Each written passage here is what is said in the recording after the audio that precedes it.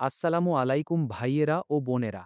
পেশাগত কারণে যখন আমরা আমাদের প্রিয় মাতৃভূমি ছেড়ে হাজার হাজার মাইল দূরে পরবাসে থাকি, তখন চেনা আজানের সুর আর চেনা সংস্কৃতির একটুখানি ছোঁয়া মনের ভেতর কি অদ্ভুত শান্তি নিয়ে আসে। আজ আমি সুদূর তাইওয়ানে এমন এক আবেগঘন ও আধ্যাত্মিক মুহূর্তের কথা শেয়ার করব, যা আমার হৃদয়কে একদম গভীরভাবে নাড়িয়ে দিয়েছে।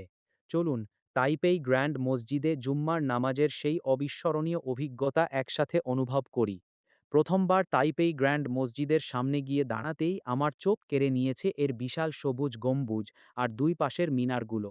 ১৯৬০ সালে তৈরি এই ঐতিহাসিক মসজিদটি শুধু ইট পাথরের তৈরি নয়, যেন ইসলামের ভালোবাসার জীবন্ত প্রতীক।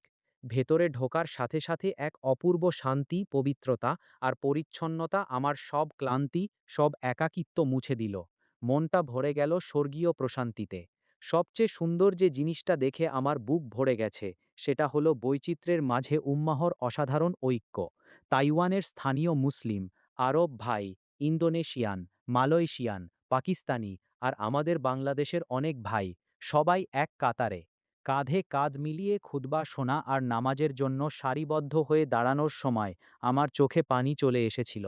মনে হচ্ছিল ভাষা, দেশ, দূরত্ব যতই থাকুক না কেন, বিশ্বাসের বন্ধনে আমরা সবাই এক।